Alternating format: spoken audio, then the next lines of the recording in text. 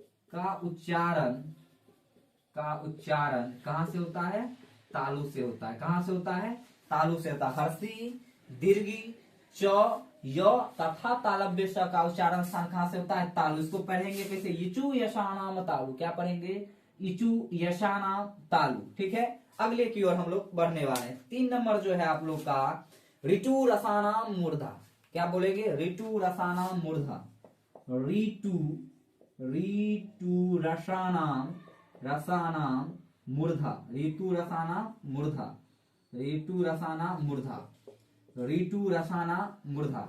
यहां समझिएगा, ऋतु रसानाम मूर्धा यानी कहने का अर्थ है कि भाई री, ठीक है, उसके बाद ट वर्ग मतलब ट पूरा, उसके बाद र और ये पेट चिरल वाला स का जो उच्चारण कहां से होगा भाई साहब? तालु से। उच्चारण कहां से होता है? तालु कहते हैं, मूर्धा से। उच्चारण कहां से होगा? मूर्धा से।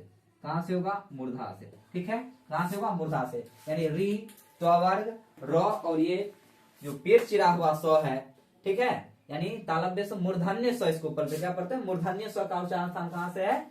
मूर्धा से है। अब हम लोग बात करेंगे 4 नंबर की। क्या इसको पढ़ेंगे? ऋतु, ये तो है, ऋतु रसानाम मूर्धा। यहाँ पर देखिए ये चंद्र बिंदु दिया हुआ, चंद्र बिंदु कहते हैं, सॉरी, ये इसका उच्चारण मोम में आता, अनुस्वार है, ठीक है, इसका उच्चारण मोम में हम लोग लेंगे ऋतु रसानाम मूर्धा। ठीक है, ऋतु रसानाम मूर्धा ने री, ट वर्ग, रो और पेट का उच्चारण स्थान कहां से है? मूर्धा से। कहां से है? मूर्धा। इसी में है ऋतु नसानाम दंता।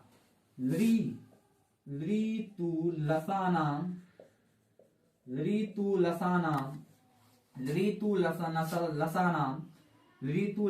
दंत। ऋतु लसानाम दंत। क्या पढ़ेंगे? ऋतु लसानाम दंत। फिर से देखिए, ऋतु लसानाम दंत यानी कहने का मतलब है री मतलब ली, तो वर्ग, ल एवं दंत स्व का उच्चारण स्थान कहां से है? दंत स्व का उच्चारण स्थान कहां से है? उच्चारण स्थान, दंत स्व का उच्चारण स्थान कहां से है भाई साहब? दंत से। कहां से है? दंत से।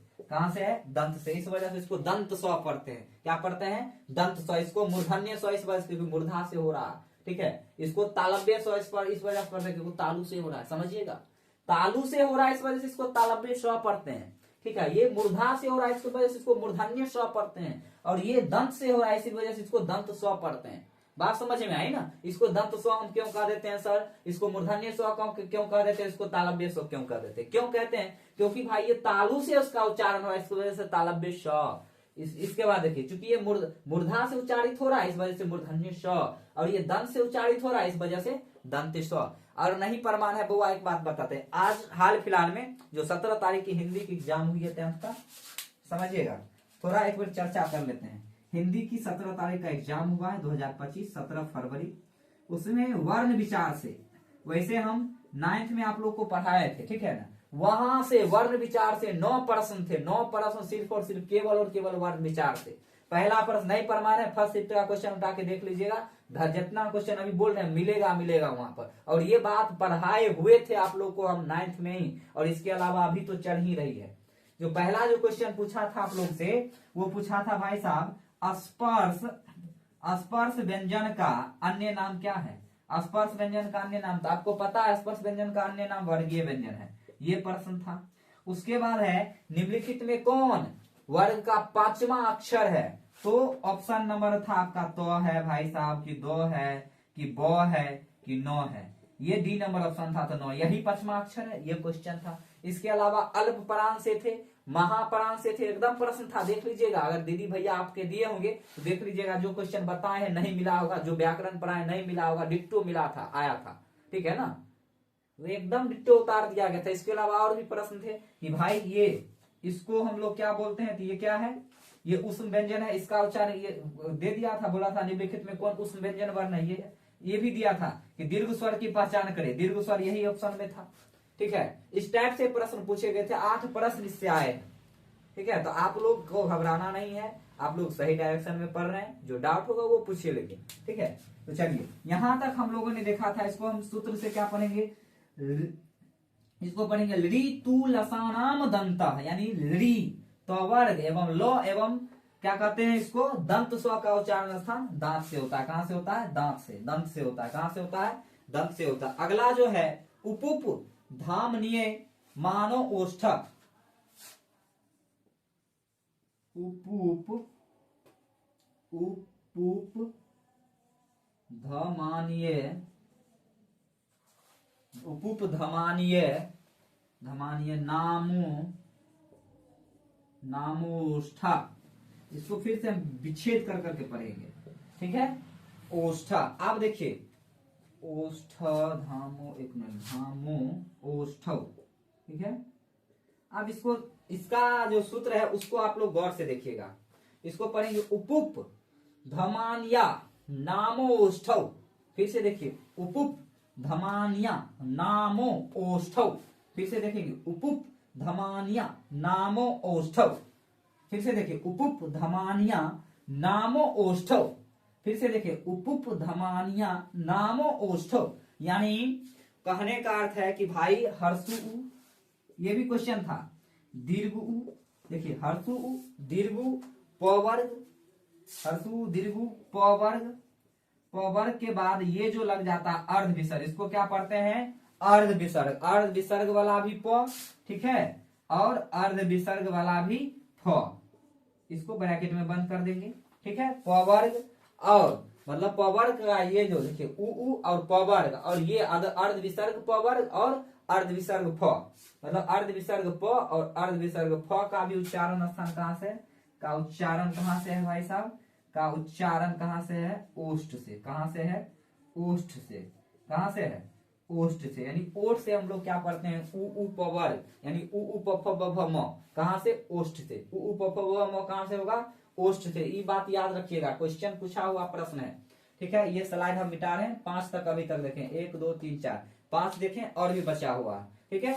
इसको लिख लीजिए, ठीक है, स्क्रीनशॉट ले लीजिए, फिर आगे हम लोग बढ़ते हैं। इतना, और ये पूछा हुआ प्रश्न है, इसको अच्छे से देख लीजिए, क्योंकि ये पढ़ने में भी मन नहीं लग रहा होगा। जब संधि से शुरू करेंगे तो वहां से धमाकेदार तौर पे होगा शुरू, और इसमें जितना उदाहरण आप लोग पढ़ लीजिएगा उतने फायदे में रहिएगा, ठीक है। चलिए इसको मिटा रहे हैं हम, लिख लिए होंगे, ठीक है। चलिए आगे बढ़ते हैं, इसको लिख लिए होंगे। अगला जो हम लोग देखेंगे,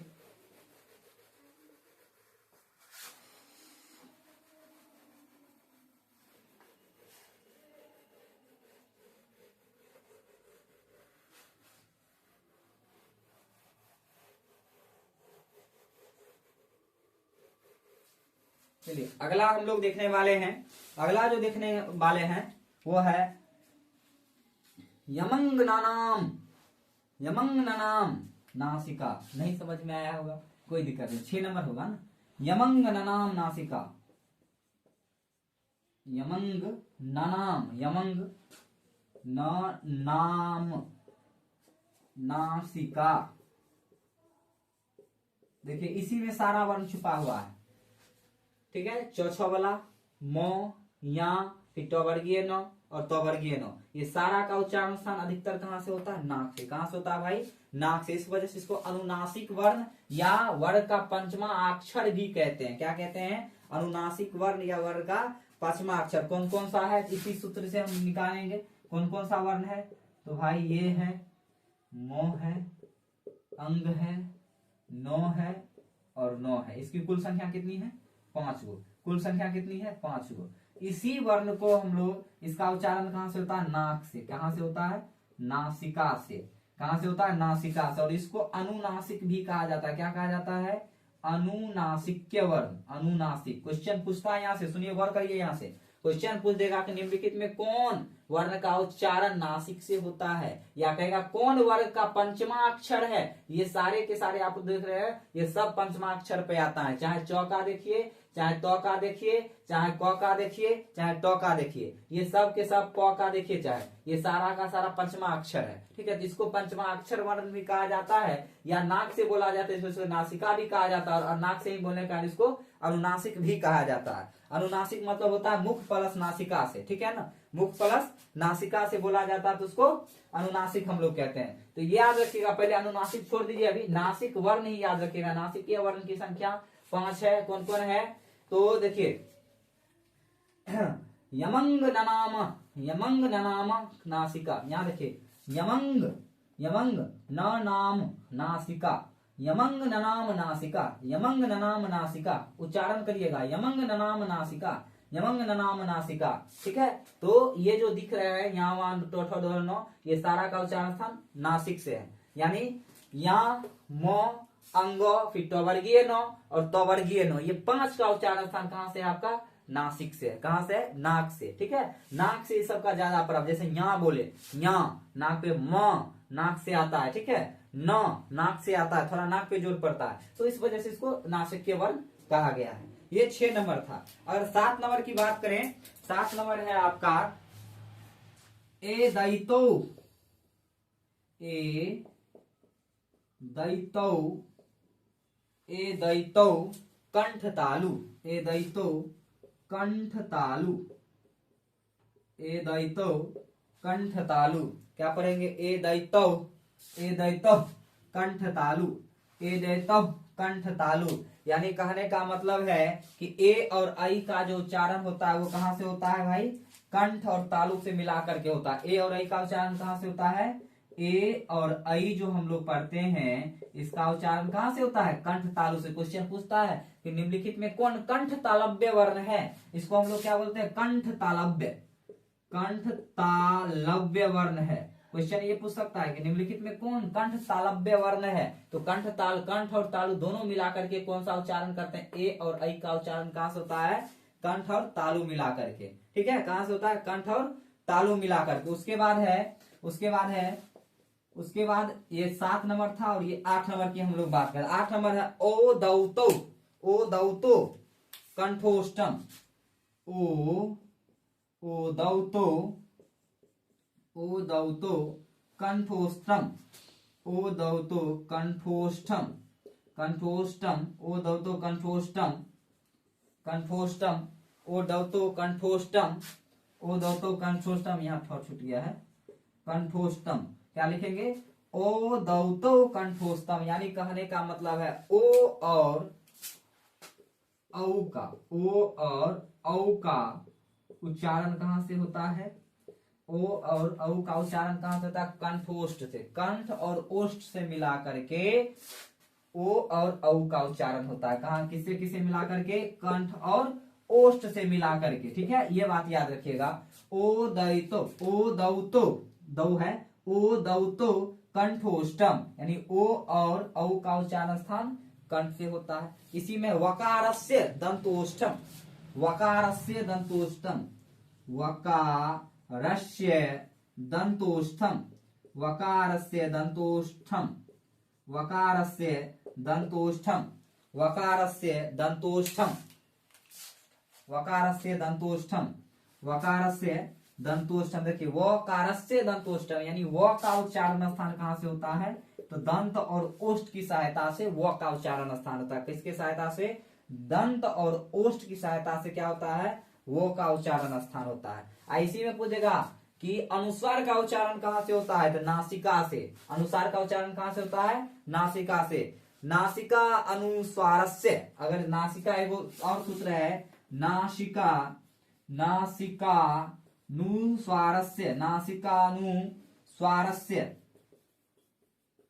नासिका अनुस्वारस्य, ये अ का उच्चारण देता है। ये जो 5 जैसे लिख रहे हैं ये क्या पढ़ेंगे? अ का। नासिका अनुस्वारस्य, नासिका अनुस्वारस्य, यानी अनुस्वार का उच्चारण कहां से होता है भाई साहब? अनुस्वार का उच्चारण, अनुस्वार का उच्चारण कहां से? अनुस्वार का उच्चारण नासिका से होता है। कहां से होता है? नासिका से होता है। अनुस्वार का उच्चारण कहां से होता है? नासिका से होता है। याद रखिएगा, ये इतने आपके 10 उच्चारण स्थान थे।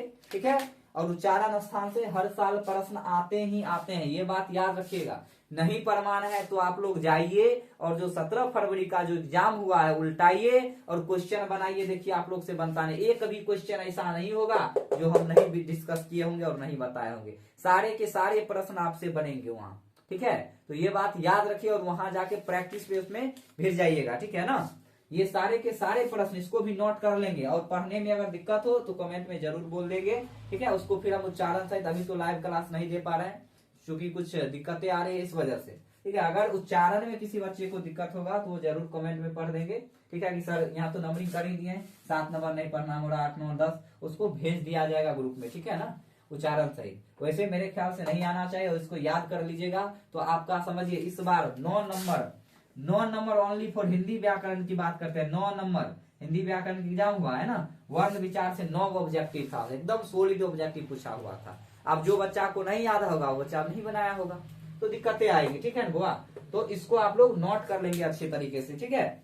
चलिए अब हम लोग बढ़ते हैं संयुक्त व्यंजन वर्ण की ओर। किसकी ओर? संयुक्त व्यंजन वर्ण की ओर। उससे भी प्रश्न इस बार थे, तरह का था, ठीक है। और 9th में जब हिंदी पढ़ा तो वहां अच्छी तरीके से सब बातें बता दिए थे। इसको मिटा लीजिए, मतलब लिख लीजिएगा आप लोग, मिटाने की ओर हम बढ़ रहे हैं, ठीक है। तो चलिए वर्णों के उच्चारण स्थान हम लोगों ने देखा कि विभिन्न प्रकार के वर्ण भिन्न भिन्न स्थानों से उच्चारित होते हैं, ठीक है। इसको सूत्र की सहायता से जो लिख दिए इसको याद रखिएगा। इधर वाला याद है तो उधर ऑटोमेटिक याद है, क्योंकि इसी से निकल करके संस्कृत की यही खासियत बात है कि इतना छोटा सा सूत्र रहेगा उसी से निकलेगा बहुत बड़ा बड़ा सा बात, ठीक है। तो ये आपका था उच्चारण स्थान। अगर हम लोग एक बात अगर करने जाएं तो एक यत्न होता है, यत्न या प्रयत्न, ठीक है। यत्न या प्रयत्न उसी का भेद है, यत्न या प्रयत्न का ही भेद है आपका। जो देखते हैं क्या, जो अल्पप्राण, महाप्राण, घोष, अघोष, नाद, ठीक है, उसके बाद संवार, ये सारा का सारा किसका प्रकार है? यत्न का ही प्रकार है। अब यत्न मतलब क्या होता है?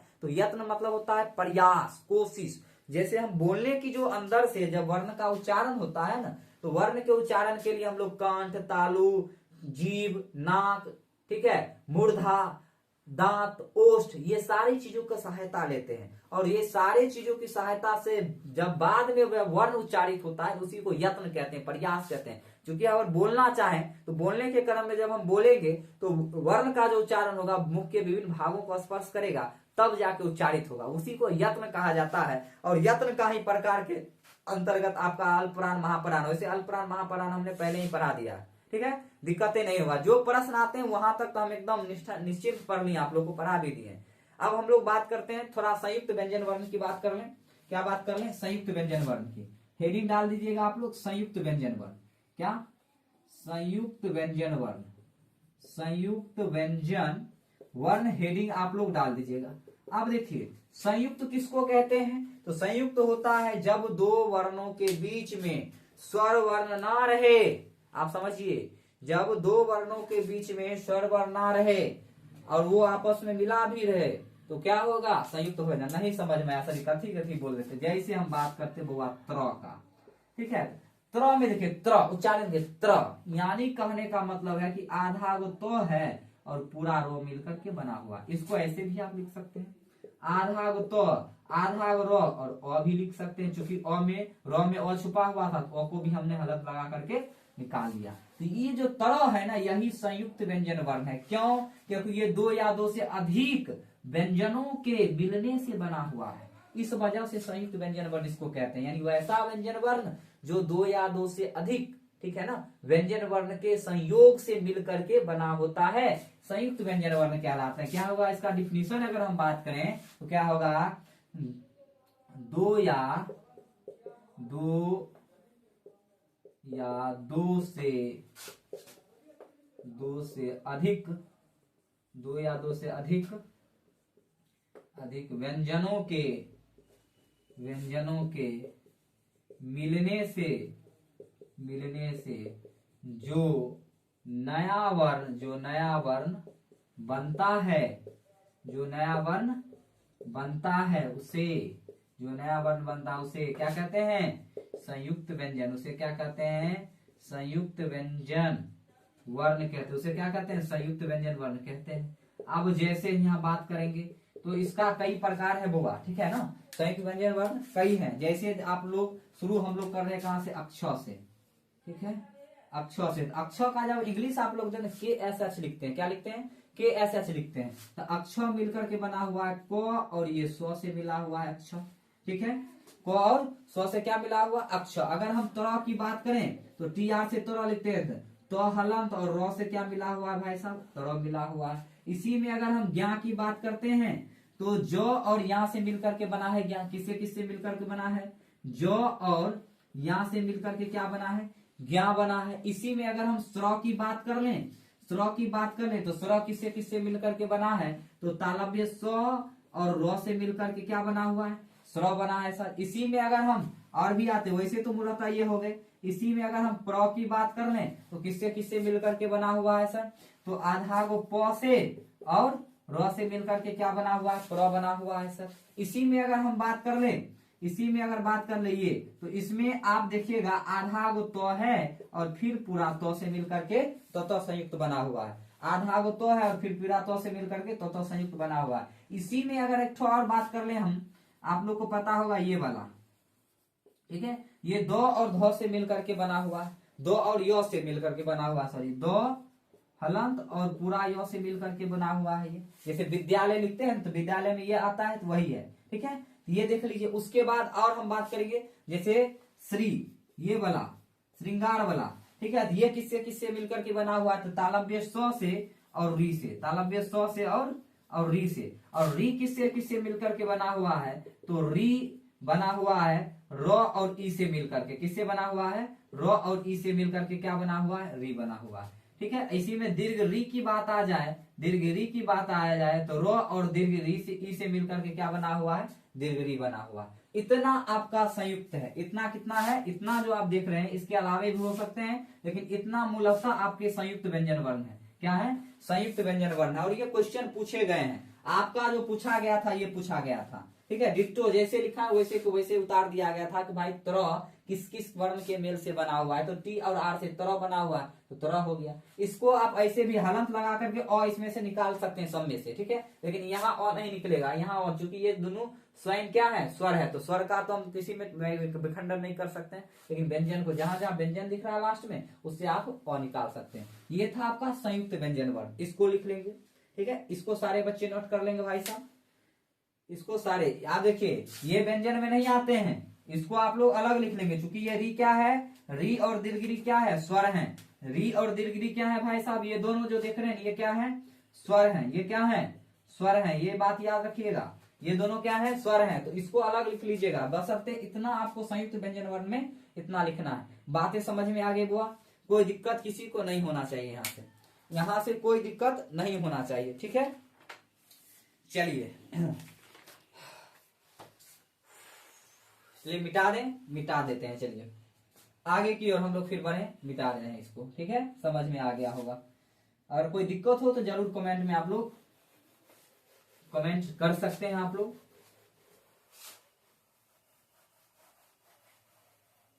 चलिए इसके बाद हम लोग जो देखते हैं, क्योंकि आप लोग चाहते हैं सर बोरिंग फील रहा, मजा नहीं आ रहा है, तो बहुत सारी बातें होती हैं ऑनलाइन कक्षा में, तो इस वजह से लंबी कक्षाएं हम नहीं खींचते हैं, क्योंकि संस्कृत पढ़ना विद्यार्थी नहीं चाहता है, कहता संस्कृत तो है यार एक दिन में नहीं होगा।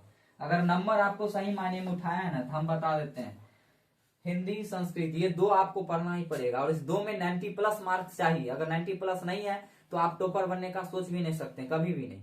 ये दोनों में अगर आपका 90+ है, और 90+ कब रहेगा, जब आप एक एक ग्रामर अच्छे से पढ़े रहेंगे, व्याकरण का एक एक अच्छा सा टॉपिक आपका पढ़ा रहेगा सब, तब जाके आपको समझ में आएगा, अन्यथा कभी कदापि नहीं आ सकता है।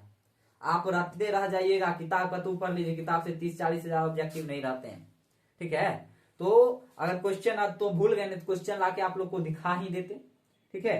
तो चलिए अब हम लोग बात करते हैं, ये तो देख लिए यत्न अभी हम नहीं पढ़ा रहे हैं, क्योंकि यत्न से बहुत रेयर केस में और संस्कृत व्याकरण में खास करके वर्ण से बहुत कम प्रश्न आते हैं। अगर आएंगे भी तो जितना पढ़ा दिए उससे बाहर नहीं जाएंगे, उससे बाहर कभी नहीं जाएंगे, ठीक है। ये बात आप लोग याद रखिएगा, एकदम गांठ बांध करके ये बात आपको याद रखना है। अब हम लोग पढ़ने वाले हैं प्रत्याहार, और प्रत्याहार अगली कक्षा में पढ़े हम लोग, ठीक है। तो इतना ही रहने से बोरिंग नहीं होना चाहिए, उतना ही आप लोग याद करिए और अच्छे से पूछिए, ठीक है। जो डाउट होगा वो कमेंट में छोड़ देंगे। और अगला दिन हम प्रत्याहार पढ़ने वाले हैं, और प्रत्याहार पढ़ने के पश्चात, ठीक है, कुछ वार्णिक विच्छेद देख लेंगे, और वार्णिक विच्छेद के पश्चात हम लोग कहाँ चले जाएंगे, संधि पे। तो मिलते हैं अगली कक्षा में आप लोगों से, तब तक के लिए जय हिंद, अच्छे से रहिए,